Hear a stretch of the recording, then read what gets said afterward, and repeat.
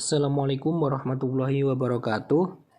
Nah, di sini kami dari kelompok 1 akan berdiskusi dari presentasi kedua kami, yaitu dengan tema definisi portofolio pelanggan, analisis portofolio pelanggan, perangkat analisis portofolio pelanggan, peramalan penjualan, dan strategi portofolio pelanggan.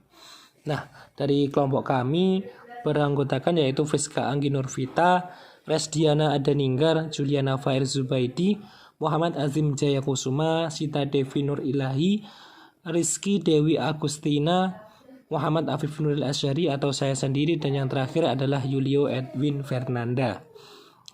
Nah, di sini apa sih yang dimaksud dengan portofolio pelanggan? Nah, jadi portofolio pelanggan adalah kumpulan kelompok pelanggan yang saling eksklusif yang terdiri dari seluruh basis pelanggan bisnis. Portofolio pelanggan perusahaan terdiri dari pelanggan yang dikelompokkan berdasarkan satu atau lebih variabel penting yang strategis. Setiap pelanggan variabel penting yang strategis ditugaskan untuk hanya satu cluster dalam portofolio. Tujuan customer portfolio management yaitu mengoptimalkan kinerja bisnis. Analisis portofolio pelanggan. Nah, analisis portofolio pelanggan ini bertujuan mengoptimalkan kinerja keuntungan di seluruh basis pelanggan dengan menawarkan proporsi nilai yang berbeda-bedakan untuk segmen pelanggan yang berbeda-beda.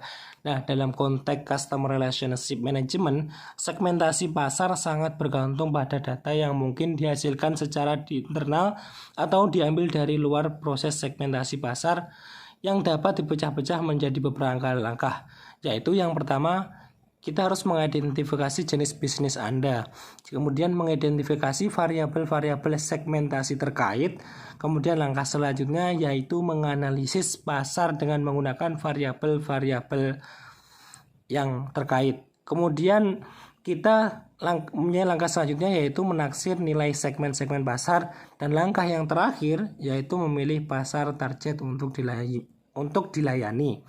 Selanjutnya akan dijelaskan oleh teman saya. Baik, untuk yang selanjutnya saya Resdiana Adaninggar dengan NIM 3 digit terakhir 192 akan menjelaskan tentang perangkat analisis portofolio pelanggan. Yang pertama yaitu menggunakan analisis SWOT. SWOT singkatan dari Strength, Weakness, Opportunities, dan Threat, dengan melakukan audit internal SW dan audit eksternal OT. SW yaitu Strength and Weakness, dan audit eksternal OT yaitu Opportunities dan Threat.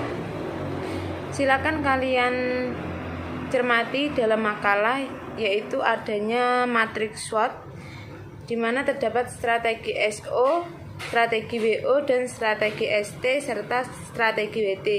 Strategi SO ini yaitu ciptakan strategi yang menggunakan kekuatan untuk memanfaatkan peluang. Strategi ST yaitu menciptakan strategi yang menggunakan kekuatan untuk mengatasi ancaman. Strategi WO yaitu ciptakan strategi yang meminimalkan kelemahan untuk memanfaatkan peluang. Strategi WT yaitu menciptakan strategi yang meminimalkan kelemahan dan menghindari ancaman. Untuk analisis yang kedua yaitu dengan analisis PST atau PES. Analisis PEST atau PST ini adalah analisis terhadap faktor lingkungan eksternal bisnis yang meliputi bidang politik, ekonomi, sosial, teknologi, dan environmental atau lingkungan. Faktor politik ini meliputi kebijakan pemerintah, masalah-masalah hukum, serta mencakup aturan-aturan formal dan informal dari lingkungan di mana perusahaan melakukan kegiatannya. Untuk yang faktor ekonomi meliputi semua faktor yang mempengaruhi daya beli dari pelanggan dan mempengaruhi tingkat biaya perusahaan. Contohnya pertumbuhan ekonomi, tingkat suku bunga, standar nilai tukar, dan lain-lain. Untuk faktor sosial meliputi semua faktor yang dapat mempengaruhi kebutuhan dari pelanggan dan mempengaruhi ukuran dari besarnya pangsa pasar yang ada. Contohnya tingkat pendidikan, tingkat pertumbuhan penduduk, kondisi lingkungan sosial, dan lain-lain. Untuk yang selanjutnya adalah faktor teknologi, meliputi semua hal yang dapat membantu dalam menghadapi tantangan bisnis dan mendukung efisiensi proses bisnis, yaitu aktivitas penelitian dan pengembangan, otomatisasi, dukungan teknologi, dan tingkat kemajuan teknologi. Untuk yang terakhir yaitu faktor environmental atau lingkungan. Ini termasuk aspek ekologi dan lingkungan seperti cuaca, iklim, penyeimbangan lingkungan, dan perubahan iklim yang terutama dapat mempengaruhi industri. Nah, untuk analisis yang ketiga yaitu dengan analisis 5 kekuatan dari Porter. Untuk penjelasannya silakan kalian lihat di makalah, di mana ada 3 kondisi horizontal dan 2 vertikal, di mana kondisi horizontal ini terdiri dari kompetisi dalam industri, dan yang kedua kompetisi pendatang baru potensial, dan yang terakhir kompetisi barang substitusi potensial. Dan untuk secara yang vertikal yaitu adanya daya tawar para pembeli dan juga daya tawar para pemasok. Untuk analisis yang terakhir yaitu dengan analisis matriks BCG atau Boston Consulting Group, di mana untuk tahapannya yang pertama adalah start, pertumbuhan tinggi dengan pangsa pasar yang tinggi, di mana bisnis pada pertumbuhan pasar tinggi yang sangat cepat dengan pasar yang sangat besar. Nah, bisnis ini memerlukan investasi untuk memperkuat posisi dominannya dalam pasar yang sedang tumbuh. Yang kedua yaitu cash cow, pertumbuhan rendah dengan pangsa pasar yang tinggi. Pasar pada posisi telah dewasa, posisi relatif kuat, menghasilkan sejumlah uang tunai karena menguasai pasar. Perusahaan tidak usah melakukan ekspansi karena laju pertumbuhan rendah. Yang ketiga yaitu question mark, pertumbuhan tinggi dengan pangsa pasar rendah. Cash flow-nya rendah, dibutuhkan investasi untuk meningkatkan pangsa pasar. Tanda-tandanya mengartikan bahwa perusahaan harus berpikir keras apakah tetap menanamkan investasi atau tidak. Dan yang keempat adalah DOX, pertumbuhan rendah dengan pangsa pasar rendah. Nah, meskipun diberikan uang tunai banyak tidak akan menaikkan laba, perusahaan sebaiknya melakukan divestasi. Investasi sebaiknya direlokasikan untuk biaya question mark ataupun start. Jadi inilah yang dapat saya sampaikan tentang perangkat analisis portofolio pelanggan dan studi kasus. Untuk materi yang selanjutnya akan dijelaskan oleh teman saya. Assalamualaikum warahmatullahi wabarakatuh. Di sini saya akan menjelaskan tentang peramalan penjualan. Peramalan penjualan atau forecasting adalah kegiatan untuk mengestimasi biaya penjualan barang atau jasa oleh produsen ataupun distributor. Peramalan penjualan merupakan bagian fungsi manajemen sebagai salah satu koordinator keberhasilan sebuah perusahaan. Ketika penjualan diprediksi dengan akurat, maka pemenuhan permintaan konsumen dapat diusahakan dengan tepat waktu dan baik.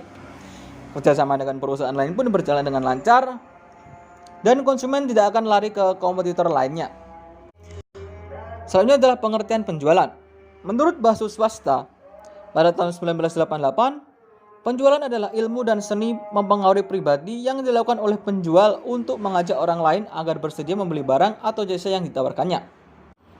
Sedangkan definisi peramalan penjualan menurut Sofyan As-Sauri pada tahun 1991, peramalan penjualan adalah suatu perkiraan atas ciri kuantitatif termasuk harga di perkembangan pasaran dari suatu produk yang diproduksi oleh perusahaan pada jangka waktu tertentu di masa yang akan datang. Sedangkan tujuan peramalan menurut Subagio pada tahun 2002, tujuan peramalan adalah mendapatkan peramalan yang bisa meminimumkan kesalahan peramalan atau forecast error yang biasa diukur dengan mean absolute error dan mean square error. Menurut Gaspers pada tahun 2005, tujuan peramalan adalah untuk meramalkan permintaan dari item-item independent demand di masa yang akan datang. Selanjutnya adalah strategi portofolio pelanggan. Dalam strategi portofolio pelanggan terdapat 7 macam cara. Yang pertama adalah product the relationship, yang kedua adalah re-engineer the relationship, yang ketiga adalah exchange the relationship, keempat adalah harvest the relationship, kelima adalah end the relationship, keenam adalah win back the customer, dan ketujuh yang terakhir adalah start the relationship. Baik, sekian presentasi dari kelompok kami. Kurang lebihnya kami mohon maaf. Bila ada pertanyaan lebih lanjut boleh ditanyakan di sesi tanya jawab selanjutnya. Terima kasih. Wassalamualaikum warahmatullahi wabarakatuh.